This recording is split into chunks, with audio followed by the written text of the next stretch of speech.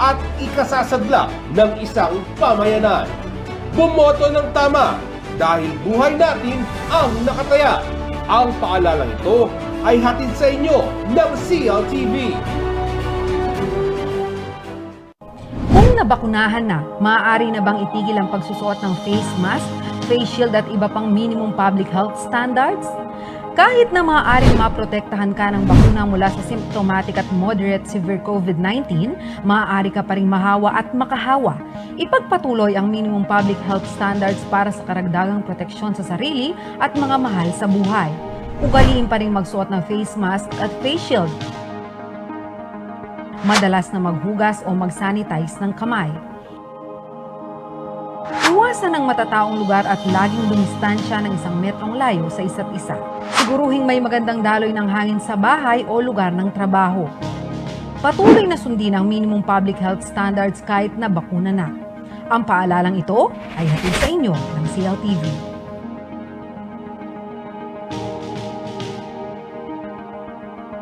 Mga karehiyon, sa nalalapit na eleksyon 2022, marami pa rin sa atin ang may katanungan tungkol sa pagboto ng party list. Tandaan na ang party list system ay binuo para mabigyan ng boses sa Kongreso ang mga underrepresented at mga sektor na nasa laylayan ng lipunan. Kaya naman napakahalagang maging maalam at maging masusi sa pagpili ng mga ihahalal na mamumuno ng ating bansa. Kaya heto ang 5 bagay na makakatulong sa inyo sa pagpili ng ibobotong party list. Ang una sa aming listahan, maraming sektor na nasa laylayan ng lipunan ang nais magkaroon at marinig ang kanilang boses sa Kongreso. Kaya naman maging mapanuri sa ibobotong party list at siguraduhin na kumakatawan ito sa mga underrepresented minority. Pangalawa, ang pagboto sa party list o organisasyon ay hindi pagboto sa isang individual na tao. May 5 nominee ang bawat partido. Mas mainam na suriin ang advokasya o ang kinakatawan ng isang party list para magluklok ng kanilang representative kaysa sa pagtingin lamang at pagbigay ng inyong boto sa kanilang personalidad. Pangatlo, ang isang botante ay may karapatang bumoto ng isang party list. Kaya ang boto mo ay mahalaga. Pang-apat, upang may mailuklok na representative ang isang party list, kinakailangang makakuha sila ng 2% sa total number of votes. At ang huli sa aming listahan, ang may luluklok na party list representatives ay hindi second-class congressperson dahil magkakaroon din siya ng parehong responsibilidad, benepisyo at kapangyarihan tulad ng ibang may hahalal na congressperson sa mga distrito. Bagamat isang boto lamang ang pwede mong ibigay sa party list, ang isang boto na ito ang magiging boses ng mga sektor na nasa laylayan ng lipunan. Tandaan, sa Mayo 2022, ang bawat boto ay mahalaga. Kaya naman tayo ay bumoto ng tama dahil buhay natin ang nakataya. Ang paalalang ito ay hatid sa inyo ng CLTV.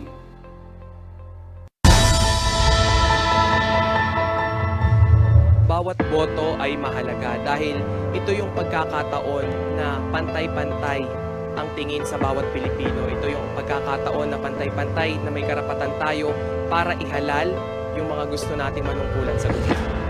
Ang hindi pagboto ay pagsasantabi ng isang karapatan para maihalal nga natin yung mga nararapat na maging opisyal ng gobyerno para makapili ng mga susunod na mga leader na mamumuno sa ating bansa na mayroong vision para maging maayos nga yung panunungkulan o yung isang administrasyon.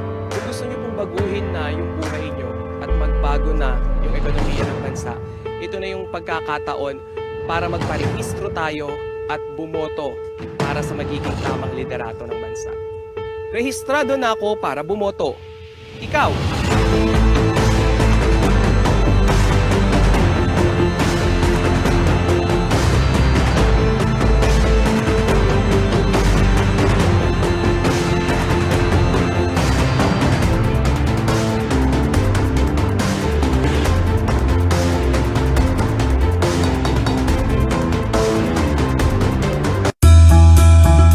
Fatima Orfinada, the president of Hotels and Restaurant Association of Pampanga, will share how hotels responded to the shortage of facilities for quarantine on Biz Insider.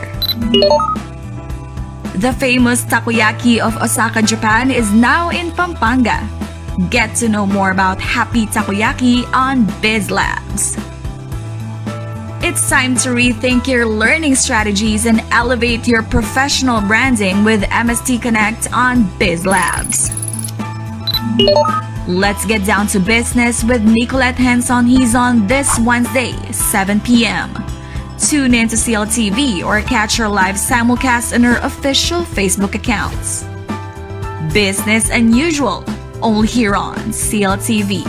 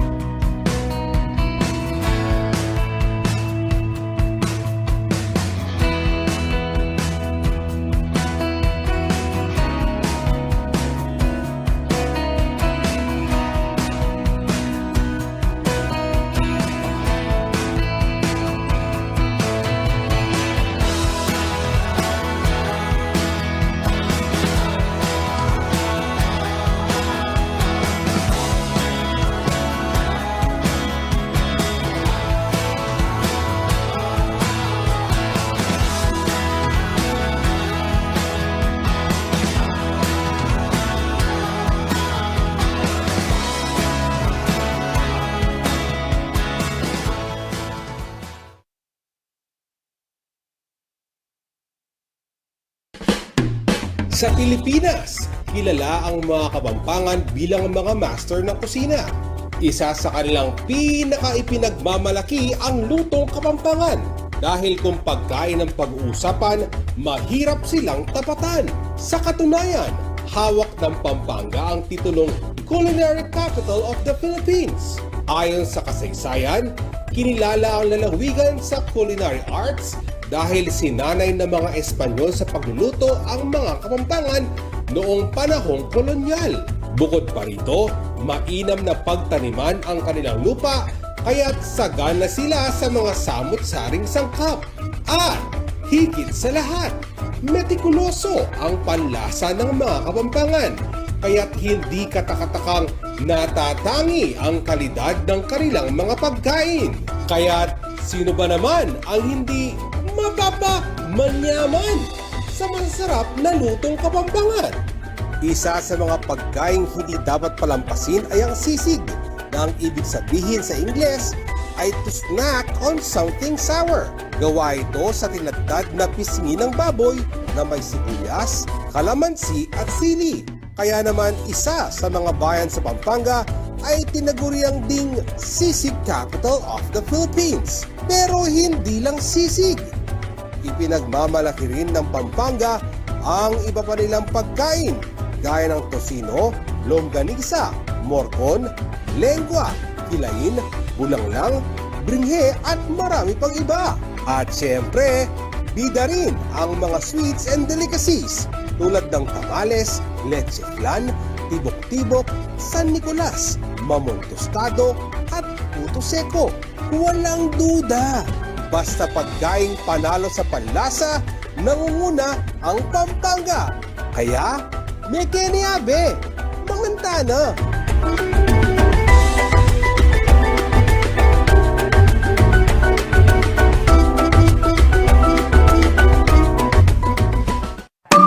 Nakapamulalayan sa Jain Kapangan ngayon. Balada malambot yang tinape, uling kareng sablang mamun, ining malutong, ing mamun tostado. Gustong magluto tulang tinapeng makanini sa bulando pareng dakalayebon. Kay bat ditak-ditak deng sa sangkaping margarine, mayumo at arina badeng ama seng mamun.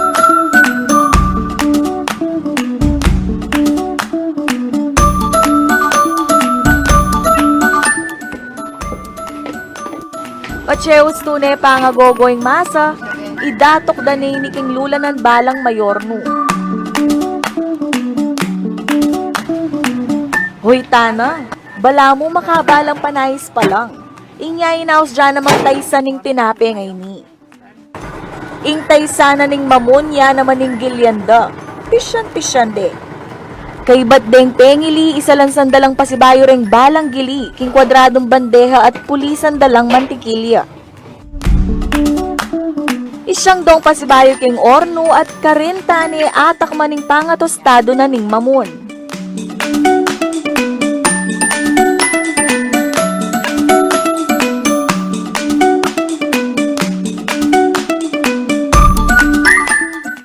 Pamoso yung pasalubungin kapangan ngayon ni Kem Pampanga.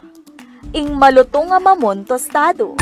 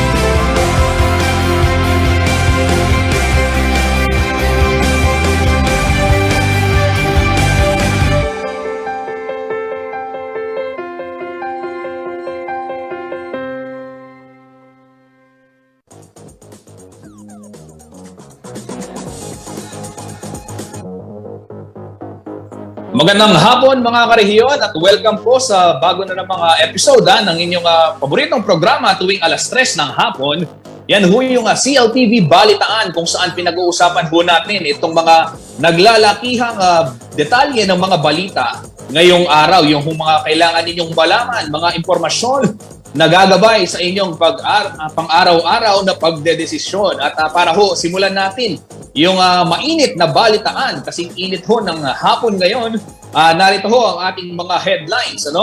Ito hong unang balita, isabong betting station sa Pandakaki, Mexico, Pampanga, sinalakay ho ng mga hold-upper na riding in tandem. Pera at mga gadgets, tinangay ng 2 suspect. Yan, makakasama ho natin mamaya ang ating kaibigang si Paulo G. Santos para bigyan ho tayo ng detalye, kaugnay ng balitang yan. Ito naman, welder ho sa Bataan. Ako, arestado matapos magpanggap bilang isang dentista. Ay, naku ho, medyo parang nakakatakot naman yata na yung dentista mo hindi mo mapagkakatiwalaan, hindi pala tunay. Ano nga ba yung detalye ng balitang yan? Aalamin din ho natin maya-maya lamang. At ito ho, biyaheng Bulacan naman ho tayo. 34 modern jeepney sa Bulacan, pumasada na mula Agonoy hanggang May Kawayan. Ayan, para sa mga karehiyon nating Bulakenyo, paano ba yung pagbiyahe ngayon? At saang ruta ba yan? Alamin ho natin maya-maya lamang dito sa ating programa. At syempre, ito naman ho, sa lalawigan naman ng Bataan, yung ilang kabataan ang nanawagan para sa climate justice. At yung kanila hong protesta, abay idinaan sa paggawa ng sining. Napakahusay na ho ng kanilang mga murals. Mamaya papakita ho namin yan sa inyo. At syempre, para simulan ho ang ating mainit na balitaan ngayong hapon, ayan, makakasama ho natin, gaya nga ho ng nabanggit ko, ang sikat, ang nag-iisa, ang maraming followers at maraming basher, Paulo G. Santos. Paulo G, magandang hapon sa iyo, Kuya Paulo. At kumusta ang mainit na araw ngayon? Ay, shout out sa lahat ng mga followers mo, Kuya Justin, lalo-lalo na yung mga trolls. Yung mga, oo, mga kaibigan, ang kabuhayan ho, mambash, no? Talpak pa more. Ang kwento ko ngayon, #talpak pa more, Justin. Aba, mainit yung hashtag talpak pa more. Ano? Ito ho mga kabalin, mga kariyon, ano, para ho sa kaalaman ninyo, nabanggit nga ni kasamang Paulo. Ito ho balitang ito, yung talpak pa more, ika nga, no, yung isabong betting station, tama, Paulo G, ano, na sinalakay ng riding in tandem, ang inyong lingkod, Justin Dizon, natanggap itong isang mensahe na galing doon sa may-ari ng betting station. Paulo G, nung tinanggap ko yung balitang yan, bago ko na naipasa sa'yo, mag-aalas 12 na ng gabi at talagang nakikiusap na baka daw pwede nating maibalita dahil talamak daw yung hold-upan. No? At ano ba yung nangyari? Para din malaman ng ating mga followers, ng ating mga kabalin at karihiyon. Paano linoban itong isang betting station? Ano? At magkano kaya yung nakuha? Justin, dito sa kwento nga ng ating informant at ang binabanggit mo, ayan, binabanggit ni Kuya Justin, ito na kung may-ari mismo ang nagsumbong po sa CLTV News. Totoo po yun, mga kaibigan. At alam mo ba, Justin, bago magundas, nangyari nga itong katatakutan ngayon dito sa komunidad sa Barangay Pandakaki. At alam mo naman, ito yung resettlement area, hindi nagkakalayo yung mga bahay, Justin. No? Kaya katakataka na kung paano maglalakas ng loob itong mga kawatan para makapang-hold up. Pero base na rin ho dun sa mismong video na maaaring i-flash natin ngayon sa Labas natin, oo. Ilabas natin kung paano ho naisagawa itong pang-hold up. Napakasimple lang, makikita nga natin ipinarada nitong riding in tandem na nakasuot ho ng helmet, hindi na nagbubad ng helmet at pagbaling ho ng tingin nitong mga tumataya at gayon na rin itong mga tauhan nitong isabong betting station, nagulat sila. Pagbaba, Justin, nakatutok na kagad itong mga baril. Ayan, nakikita ho ninyo mga kaibigan, tinutukan yung si Lolo, ayan, at pilit na Sinipa pa. Oo, sinipa pa. May sinipa pa oo. Oo, at alam nyo mga kaibigan, sa kwento nga ho nitong mga residente na nasa paligid ho nitong betting station, naisagawa ho ito ng alas 7 minuto na lamang mag-aalas 11 na ng gabi nitong October 28.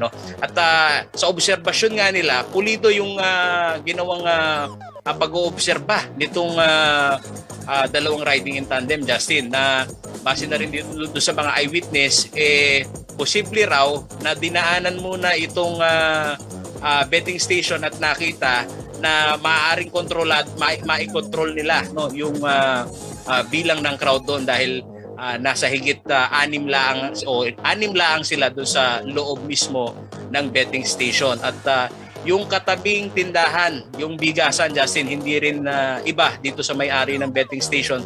Buti na lang daw ay nakapagsara siya ng mas maaga. Kung hindi, pati yung kanyang paninda tinangay nitong mga hold-upper. Tayo naman kay Barangay Captain Bombing Punsalan, ito hong kapitan ng Barangay Pandakaki.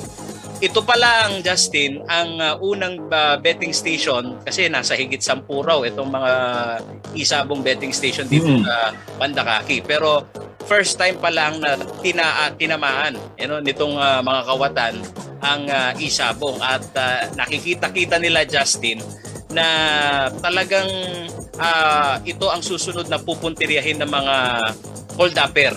Bakit kamo, Justin? Itong mga sumunod na panahon, kahit nga daw yung convenient store, na alam naman natin extended ho yung oras ng serbisyo po niyan.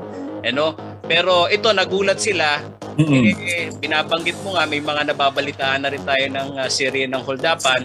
Pero dito sa kanilang komunidad, kauna-unahan dito sa higit 10 betting station ang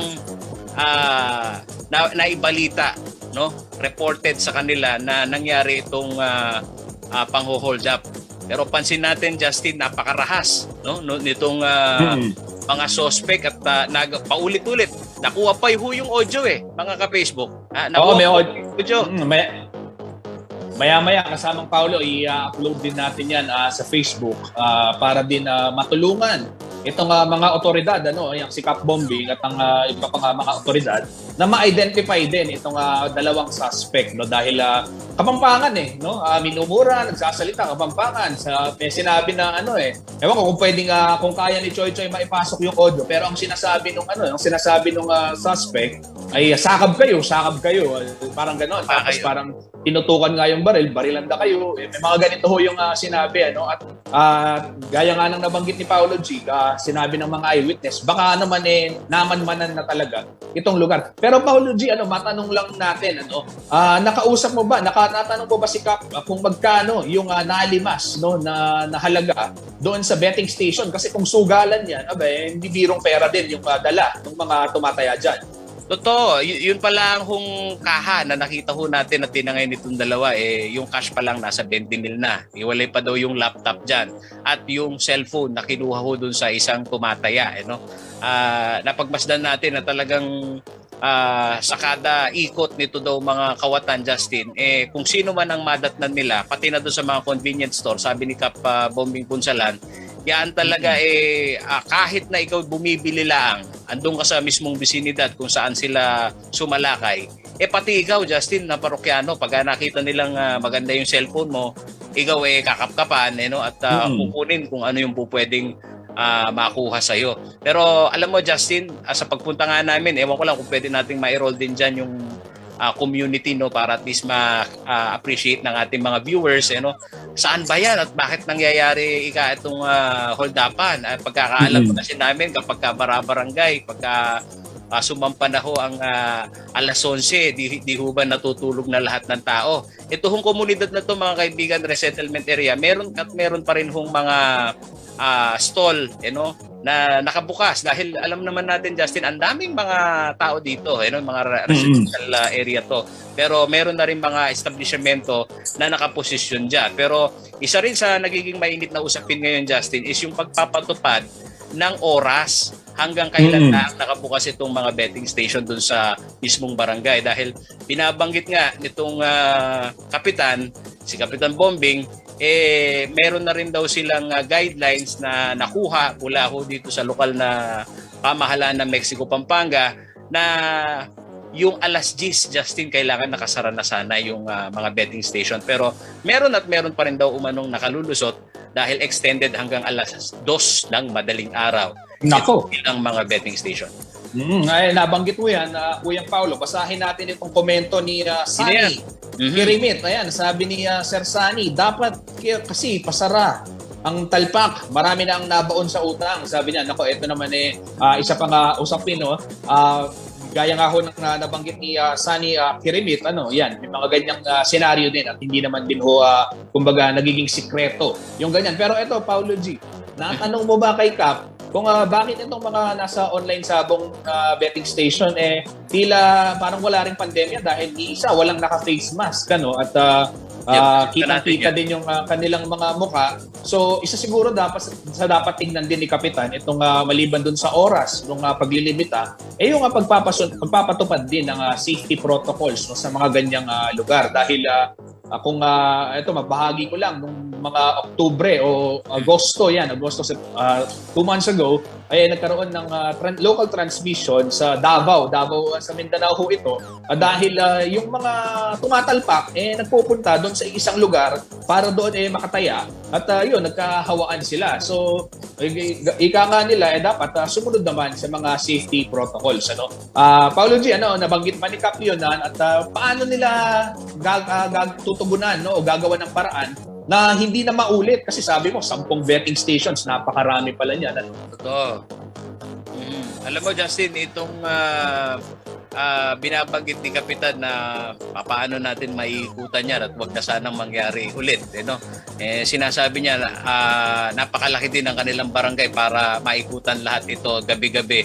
At alam niyo naman ho, mga kaibigan, ito ho daw mga kawatan, pagka may oportunidad para umatake, dyan at dyan ho sila papasok. Kaya maigi raw, Justin, itong naipakita na rin natin sa yung kopya ng footage ng CCTV camera dahil crime deterrent din naman, lalo na kapag may mga kuha ng CCTV video. Paano na lang yung wala?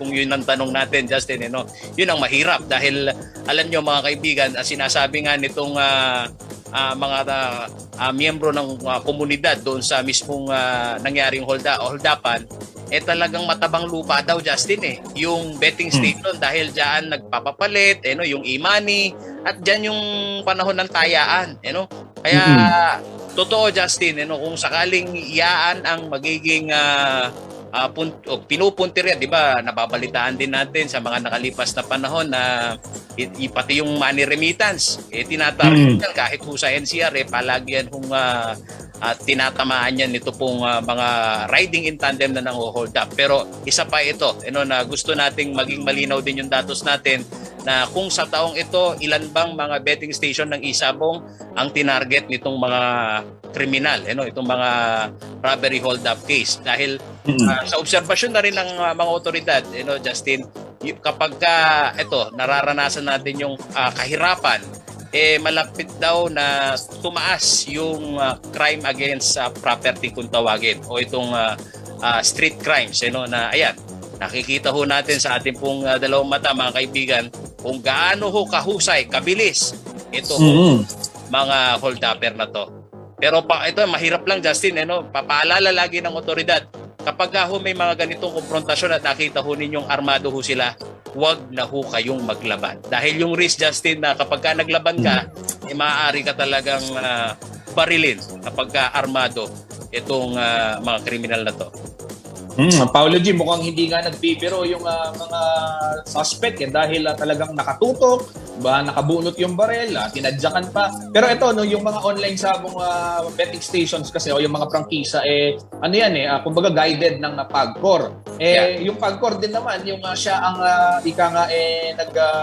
namamahala sa mga casino na alam naman natin yung mga casino may mga gwardiya diyan dahil malaking pera din yan, Siguro magandang pag-aralan din ng mga pinauukulan kung paano din matitiyak itong kaligtasan ng mga tao, at syempre yun nga, gaya ng nabanggit mo, sinabi ni Cap Bombing, limitahan yung oras upang sa gayon matiyak din na hindi naman sa ganitong klaseng paglilibang o pagsugal ng mga tao tsaka naman sila mapapahamak pa, lalong-lalo na dahil hindi naman sila gwardyado at wala rin naman silang armas pagpunta doon. Ayun, Paolo G, asahan natin yung update ng balitang yan, at kung meron na bang lead, may nabanggit pa si Cap Bombing na tila identified na kung sino tong mga to? Wala, Justin, pati itong kanilang hinala na kung yan ba sa loob lang din ng kanilang komunidad, wala talagang blanco, Justin, dahil kita naman natin kung sisilipin natin yung kuha ng CCTV camera, napakahirap pong matukoy yung pagkakakilala nila. Yung isa nga dyan tinangkapan na silipin. Binulyawan nung hold-upper na sabi, sige, sumilip ka dyan, puputokan kita. Diba? Dumapa ka dyan. Diba? So sa istorya ho na ito, na nakita ho natin na itong senaryo sa CCTV camera, talaga pong may nga patalpak la, may nga tsukeng talpakan. Okay, maraming salamat, Paolo G. Santos, para sa detalye ng iyong ulat. At kung merong follow-up o kung merong maging development ng investigasyon na yan, maganda rin siguro na maibalita rin natin sa ating mga karehiyon upang sa gayon malaman din nila kung paano nila iingatan yung kanilang sarili. At syempre, itanong din natin sa mga lokal na pamahalaan paano ba ma-regulate yung mga betting stations gaya nga ng nabanggit ni Cap Bombing, umaabot ng alas 2 ng madaling araw at nakakalusot pa. Maraming salamat, Paolo G. Santos. Yan mga katayon, napanood niyo yung detalye ng balitang yan. At maya-maya naman makakasama naman natin si Rainiel Pawid para bigyan tayo ng update ng detalye kaugnay ng ginawang pag-iikot ng mga supporters ni Vice President Leni Robredo dahil Miyerkules ngayon at meron silang kampanya, yung tinatawag na Pink Wednesday. At dito nag-ikot sila sa 10 bayan ng ating lalawigang Pampanga para mamahagi ng lugaw. Nagpa-feeding program sila. At ito maya-maya bibigay sa atin ni Rainiel Pawid ang detalye matapos ilang paalala. Pero bago tayo mag-break, silipin muna natin ang lagay ng trapiko sa mga pangunahing kalsada ng Ciudad San Fernando. Ito kuha ng ating kasamang si Paul Bara. Ito na mga traffic light, yung location sa may traffic light ng MacArthur Highway at itong tinatawag nating Lasatin Boulevard, yung gusali ho na inyong nakikita sa may bandang itaas. Right side, ayan ho yung gusali ng PhilHealth. At sa mga oras na ito, as expected din naman, maaga pa at wala pang build up ng traffic. At maya-maya ho, sisilipin ho natin ulit kung unti-unti na bang nag-uuwian yung ating mga kababayan na galing sa kanilang mga trabaho o kaya naman mga pinuntahan dyan ho sa busy section ng Ciudad San Fernando dahil puro bangko ho yung mga nandyan at mga opisina. Okay, marami pa hong maiinit na balita ang aming ihahatid sa inyo sa pagbabalik ng CLTV Balitaan.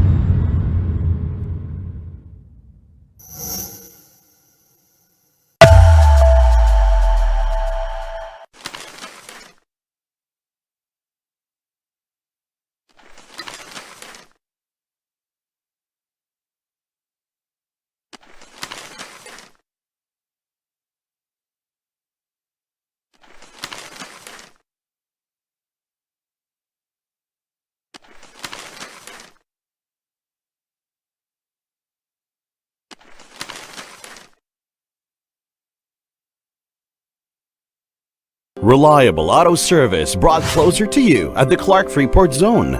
Laos Auto Services, your professional multi-brand service center, is right in your midst. It offers general jobs for repair and maintenance, body paint and detailing, collision repair and body works. Laos Auto Services at Clark Freeport is backed up by highly trained technicians, specialists in auto paint, detailing, body works and collision repair. Laos Auto Services, your professional multi-brand service center. Open Monday to Saturday from 8:30 a.m. Located along Manuel A. Rojas Highway, Clark Freeport Zone. For inquiries, contact 045-499-8080 or 0908-819-8080.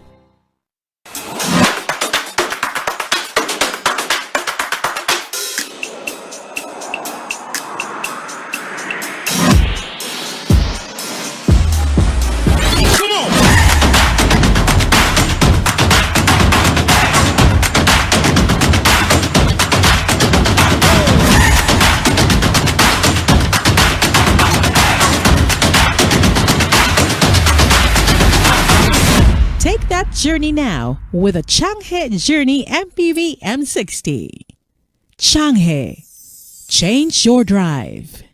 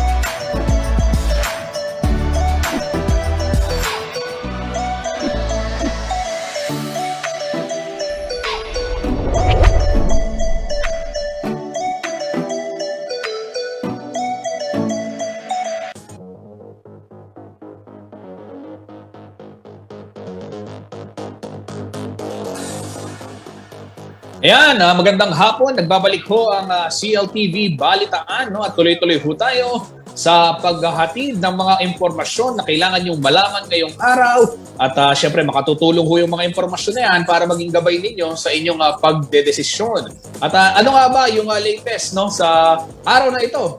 Dyan ho sa ilang bayan sa Pampanga. Partikular na ho ngayong Miyerkules ho yan, Pink Wednesday kung tawagin. Itong mga supporters ho ni Vice President at Presidential Aspirant Leni Robredo ay nag-ikot ho sila dito ho sa Pampanga, 10 bayan ang pinuntahan upang mamahagi no ng makakain doon sa ating mga kabalen. At yung pinamahagi nila lugaw, ano? Ito ho yung madalas na ika nga gamiting pang-criticize o kritisismo o di kaya naman pang-asar kay Vice President Leni, pero parang pinakatawanan na ng kanilang grupo no yung trademark na lugaw, no? Tama ba? At para makakuha ho tayo ng detalye ng balitang yan, makakasama natin itong si Rainiel Pawid na tumutok dyan sa naging distribution ng team Robredo Pangilinan dito sa Pampanga na nag-ikot, no? Rainiel, unang tanong, no? Naitanong mo ba sa kanila kung talaga bang pinapangatawanan na nila yung termino na lugaw? Dahil kung sa social media makikita mo kasi ginagamit yan ng mga netizens, no, para doon sa mga kritiko ng Vice Presidente. Ginagamit yan bilang kumbaga to put her down or parang pang-atake nila, no? Pero parang sa nangyayari pinaninindigan at proud pa itong mga supporters ni VP Leni. Tama ka dyan, no? Kasamang Justin, magandang hapon muna sa lahat ng ating mga tagapanood. Tama ang iyong nabanggit, no? Tila pinangangatawanan na nga nitong mga taga-suporta ni VP Leni at ni Senator Kiko Pangilinan yung lugaw na ipinupukol sa kanila. Pero sa kanilang paliwanag sa atin, no, ang lugaw kung titignan naman ay totoo raw na essential dahil nga tuwing may sakit, tuwing gusto lamang kumain o pampalipas ng kumakalam na sikmura, lugaw ang puntahan ng mga Pilipino. So, nirelate nila ito kay Vice President at Presidential Aspirant Leni Robredo kung saan kaya daw tugunan yung sakit at kumakalam na sikmura ng karamihan sa ating mga kababayan, lalo na nga ngayong pandemya. Kasama niya. Ayan, napakaganda yung sagot nila, no? Parang totoo naman sa ating mga Pilipino, pag tayo ay may sakit, no? Ano ba yung rene-request natin? Pag masama ang ating pakiramdam, no? O di kaya naman kailangan natin ng isang pabigat at mabilis na almusal o ika nga merienda na talagang mapupuno yung ating pangangailangan. So ito yung ginagamit pala nilang kumbaga lohika ngayon, no? At pero Rainiel, saan sila nag-ikot at ano-ano yung maliban sa lugaw, may mga iba pang pinamigay at kumusta yung reception ng ating mga kabalen dito sa ginawa nilang aktibidad? So, nag-start to, no, kahit Pink Wednesday yung event, nagsimula na to, no, mayroon tong pre-event kahapon nga, kung matatandaan natin, sa bayan ng San Simon. Pero ngayong araw, nagtungo sila sa Angeles City, City of San Fernando, Pampanga, sa San Agustin nga, yung pinuntahan natin, pati na sa Bulaon. Doon sa San Simon, ang kanilang mga pinuntahang lugar ay ang San Pedro at Katmun, pati na ang Manabac. Pati na nga dito sa San Simon Villa sa San Pablo Propio. Ngayong araw ay nagpunta rin sila sa Lubao, sa San Jose Chapel, no? Sa Guagua San Agustin Chapel, sa Sasmuan Santa Lucia, Florida Blanca doon sa bahagi ng Palengke or doon sa poblasyon, no? At sa Arayat, Pampanga sa San Juan Banyo, malapit sa National Park. Kasamang Justin, ang nakatutuwa dito, hindi lamang lugaw itong mga ipinamamahagi nitong Leni Kiko supporter. Namimigay rin sila dito ng itlog, tinapay, at maging mga inumin. Ngayon, kung makikita or papansin ng ilan sa ating mga kabalen, bakit yung lugar nila ay medyo hindi napupuntahan nga nitong caravan na ito. Ang paliwanag naman ng mga supporter, ito lamang ay mga donasyon, no? Pinagsama-samang donasyon, kung kaya't limitado rin yung kanilang budget. So, within that budget ay tinetrace nila kung saan nga ba yung mas maraming nangangailangan. Ayaw nilang tawagin na pupuntahan nila yung mga poorest of the poor area. Ayaw nila yung termino na yon. Gusto lamang nilang ipaliwanag sa taong bayan na ipamamahagi yung lugaw doon sa mga kababayan natin na mas nangangailangan at doon nga sa mga arawang nagtatrabaho. Gaya na lamang ng mga pedicab driver or yung mga wheeler na babad daw sa init ng araw, no, maghapon. So gusto nila umaga pa lang, may laman na yung tiyan ng mga ito para kumita at makapaghanap buhay. At ayaw rin nila na magkaroon nga nitong mga mass gathering o yung ititipunin pa itong mga tao dahil alam nila na mahalaga yung bawat minuto.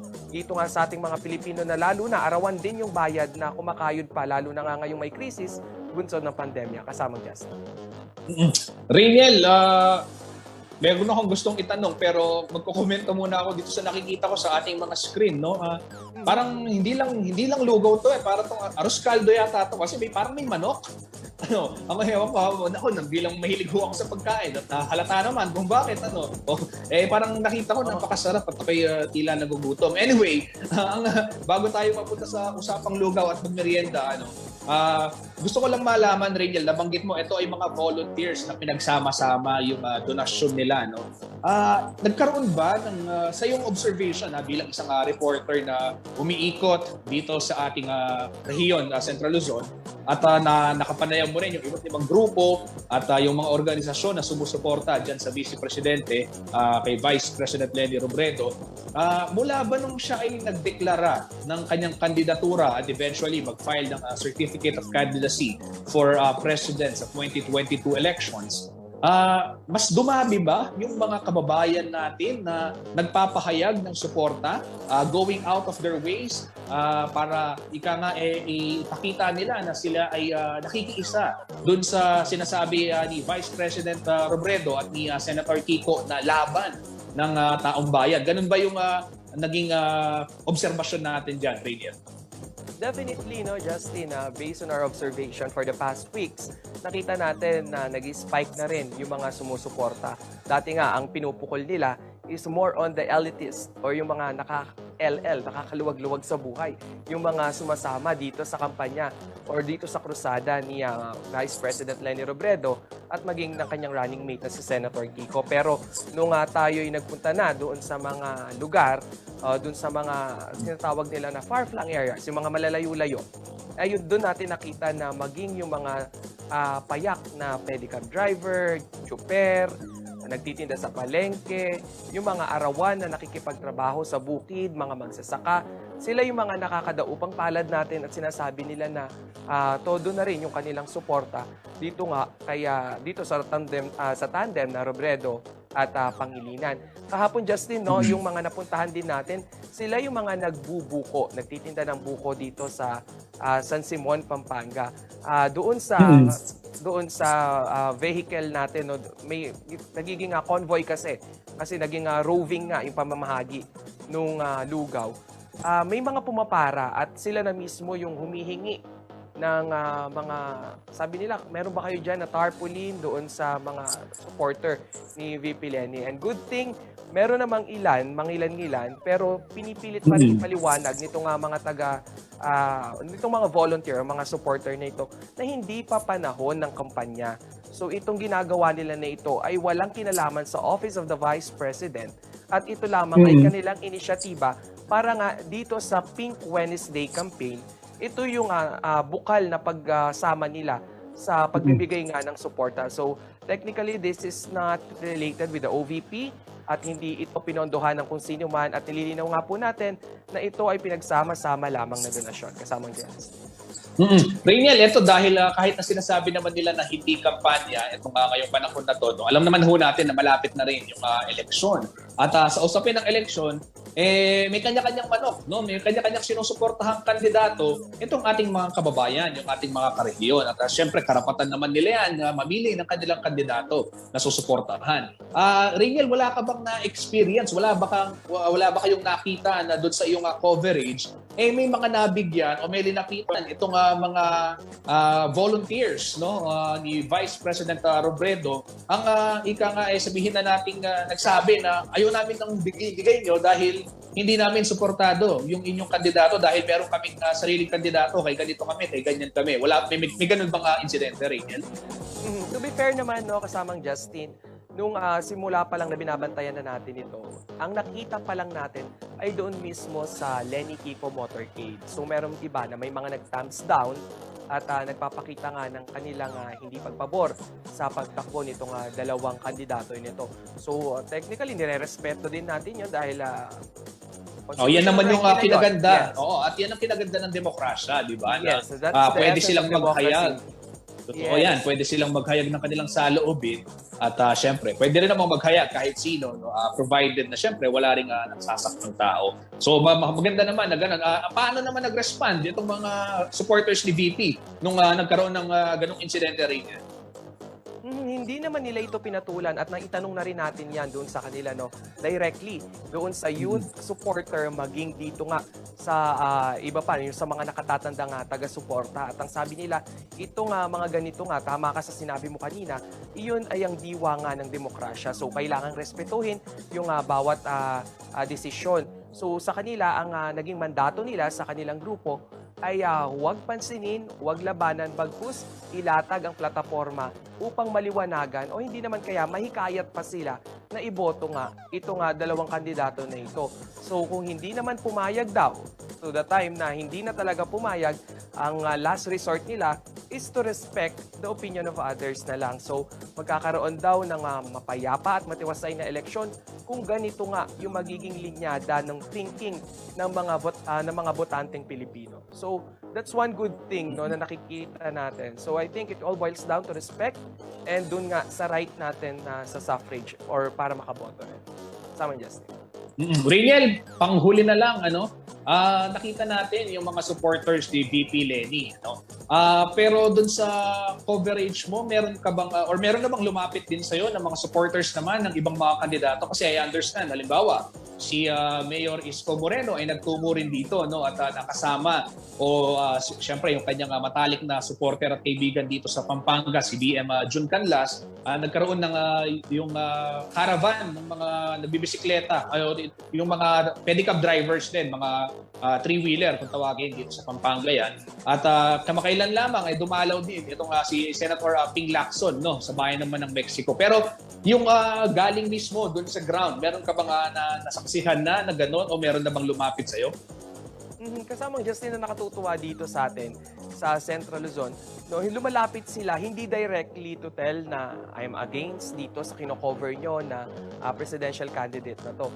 Ang natutuwa ako dito, nagtatanong sila kung ano nga ba yung mga priority project ng mga ito dito sa Pampanga or maging sa rehiyon na greatly makakaapekto sa kanila.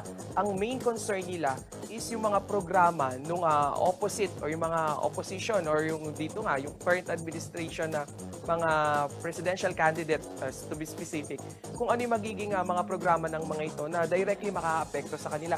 Dahil ang una nilang tanong, kung paano sila makaalpas dito sa krisis na dala ng pandemya. Unang-una, ang kanilang hiling ay mas maraming COVID vaccine. Pangalawa ay yung trabaho dahil karamihan sa mga pumupunta sa mga forum na dinadaluhan nga nitong mga presidential ball ay yung mga nawalan ng trabaho at umaasa na magkaroon ng ayuda at mabigyan nga ng pangkabuhayan. Lalo na nga ngayon na ang sinasabi nila parang kahit isang tuka nga yung pandemya dahil kung yung mga kinikita nila, ibibili lamang nila ng iba pang gamot, vitamins para mapalakas yung kanilang mga katawan. Isama na riyan yung nilalaan nila para nga sa kanilang kalusugan. Kasama Justin. Okay, maraming salamat Riniel Pawid. Mga karehiyon, asahan nyo dito sa CLTV naman ay ilalatag natin yung mga plataforma ng iba't ibang mga kandidato mula ho sa presidente patungo dun sa konsihal sa mga bayan at sa mga syudad upang sa gayon matulungan ho kayong makapagdesisyon at makapili ng kandidato na malapit dun sa inyong prinsipyo, paniniwala at syempre yung magbibigay ng solusyon dun sa mga nakikita ho ninyo at nararanasan ninyong problema. Kaya kami ho dito sa CLTV patuloy na magbabantay at bantay halalan at maya-maya speaking of kandidato, mabanggit ko na rin Raniel, makakapanayam ng ating kasamang si Jennifer Salenga sa Know Your Candidate, kilalanin ang kandidato segment ng ating CLTV News alas 6 ng gabi si dating Candaba Mayor Danilo Bailon. Siya ho ay kumakandidatong gobernador ng lalawigan ng Pampanga at mamaya ho magkakaroon sila ng one-on-one interview ni kasamang Jennifer Salenga upang sa gayon malaman din ng ating mga kabalet, ng ating mga kababayang Kapampangan kung ano nga ba itong mga nais ilatag ng dating alkalde ng Candaba. Okay, Real Pawid, maraming salamat at mag-iingat ka lagi. Sa pagbabalik ho ng CLTV Balitaan, ito ho, pag-usapan naman natin yung pagbabakuna ng mga menor de edad. No? Sinimulan ho ngayong November 3 yan sa lalawigan ng Bataan at nananatili pa rin ho sa alert level 3 itong lalawigan ng Bataan. No? At syempre ho, yung pagbiyahe ng 34 na modernong jeep dyan sa lalawigan naman ng Bulacan. Yan ho mga detalyeng ating pag-uusapan sa pagbabalik ng CLTV Balitaan.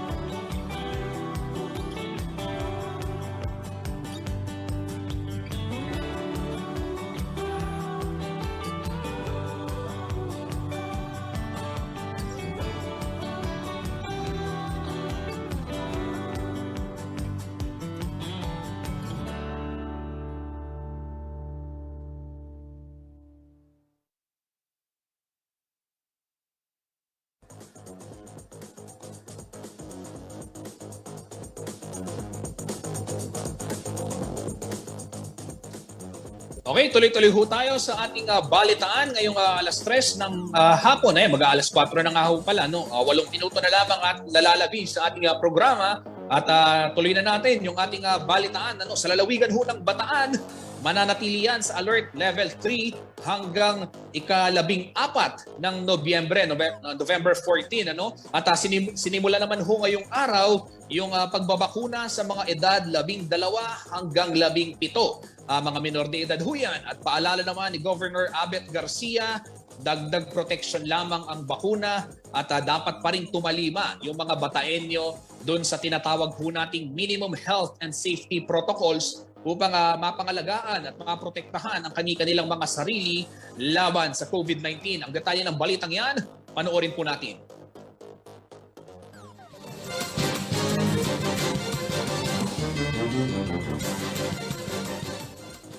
Simula na rin ang pagbabakuna sa mga edad 12 to 17 years old na walang comorbidities sa Bataan ngayong araw, November 3, batay na rin sa atas ni Governor Abet Garcia. Ito'y matapos ang isinagawang ceremonial vaccination sa mga parehong edad na may comorbidities na isinagawa naman noong October 29. Ang pagbabakuna sa Priority Group A3 o pediatric patients ay itutuloy naman sa November 5. Sa pagbabakuna sa mga menor de edad, kailangang ipakita ng magulang ang birth certificate ng bata na tatanggap ng bakuna, gayon din ang kanyang valid identification at ng kanyang magulang. Kung wala namang birth certificate, maaring baptismal certificate, insurance policies, health membership, life plan, memorial plan, school ID at PhilHealth, GSIS, SSS cards at iba pang dokumento na magpapakita ng kaugnayan ng anak at magulang. Kailangan naman ang special power of attorney kung hindi magulang ang kasama ng bata sa pagpapabakuna.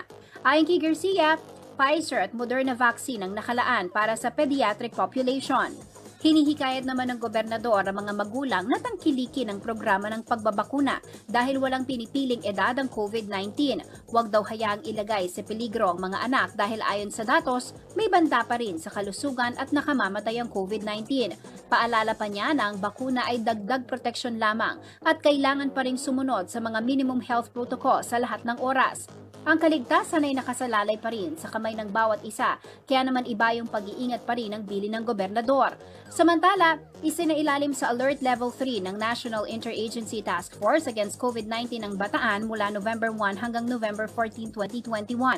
Batay sa November 1 COVID-19 update ng lalawigan, nasa 621 ang bilang ng aktibong kaso, 1,167 ang mga nasawi, habang 27,296 ang gumaling na. Jennifer Salenga, CLTV News. Karehiyon, mula ho sa lalawigan ng Bataan, tumungo naman tayo sa Bulacan kung saan pumasada na ang 34 na modern PUJ o Public Utility Jeepney. Ayon ho sa LTFRB, ang mga nasabing modern jeep ay may rutang Hagonoy, Kalumpit, Malolos at may kawayan. No? At daraan ho yan sa Hagonoy, Kalumpit Road at syempre sa kahabaan po ng MacArthur Highway. Aabot daw sa 70 million pesos ang ipinautang ng Development Bank of the Philippines sa mga dating driver ng traditional na jeep matapos silang magbuo ng kooperatiba. Tinatawag na sila ngayong Kalumpit Hagonoy Jeepney Drivers and Operators Transport Cooperative na nabuo sa pag-agapay ng Cooperative Development Authority. Ipinaliwanag naman ni LTFRB Legal Assistant at Anti-Colorum Chief Jess Season na ang pagbubuo ng kooperatiba sa anay ng mga tsuper ay isa sa mga pangunahing rekisito upang maisailalim sa modernisasyon ang isang partikular na ruta ng mga PUV. Kaya daw maglulad ang bawat isang unit ng 16 hanggang 25 na nakaupong pasahero.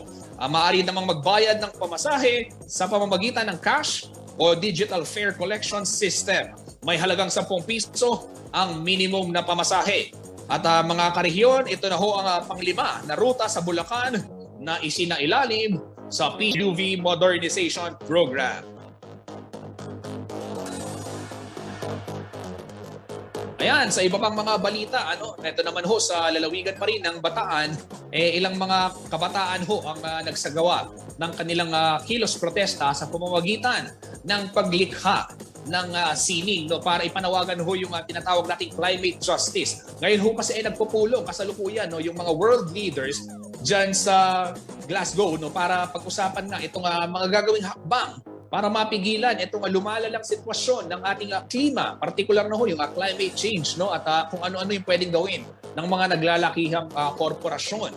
At dito ho sa Pilipinas, nakiisa itong grupong Young Bin, yung mga kabataan sa Bataan, para sa gayon maiparating nila sa mga kinaukulan yung kanilang concern pagdating ho sa pangangalaga ng ating kalikasan. Panoorin ho natin ang detalye ng balitang yan sa report na ito.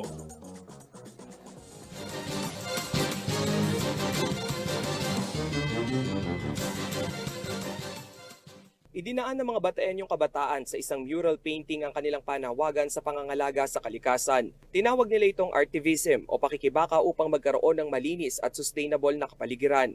Isinabay nila ito sa ongoing Conference of Parties ng United Nations Framework on Climate Change Convention na isinasagawa sa Glasgow, United Kingdom. Ayon sa Young Bataeños for Environmental Advocacy Network o Young BIN, hangad nilang maliwanagan ng taong bayan sa iba't ibang environmental problems hindi lang sa bansa bagkus sa buong mundo. Kabilang na riyan ang paggamit ng hindi malinis na enerhiya, pagdami ng basura sa mga anyong tubig at kaliwat ka ng single-use plastic practices. Dahil ang pangarap natin sa isang ating komunidad, sa ating kalikasan, ay ito ay maging sustainable. Ito ay maging sustainable para sa susunod na henerasyon. Ginawa rin ang nasabing artivism project sa Tacloban City, Leyte, Marikina City at National Capital Region. Ang aming tema ay pangarap hindi pa nagiging. Makikita po natin sa mural sheet na aming ginagawa na nakikita po natin ang kasalukuyang problema na kinakaharap natin sa ating kalikasan. Bukod Bukod sa mural painting, palagi ang din nagsasagawa ng coastal cleanup drive ang grupo ng mga kabataan sa iba't ibang dalampasigan ng Bataan. Hangad nilang mapanatiling malinis ang baybayin hindi lamang para sa mga tao kung hindi pati na rin sa ilang pawikan na nangingitlog dito. Rainiel Pawid, CLTV News.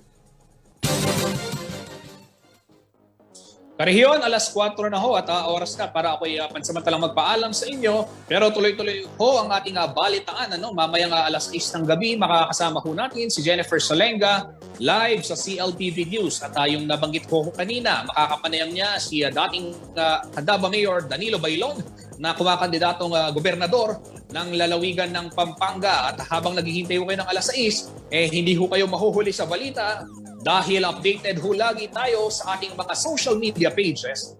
Tumungo ho kayo sa ating Facebook page at CLTV36 Official and at CLTV36 News. At meron din po tayong Twitter at CLTV36 and at CLTV News at Instagram at CLTV36 Official. Kung nais po ninyong balikan ang mga programa ng CLTV, pwede ho kayong bumisita sa ating YouTube channel at CLTV36 Official at maging sa ating website www.cltv36.tv.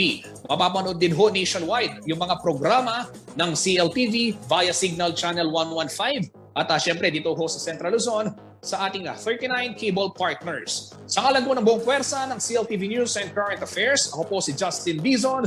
Ito ang CLTV Balitaan. Karehiyon, mag-iingat po kayo lagi at maraming salamat po.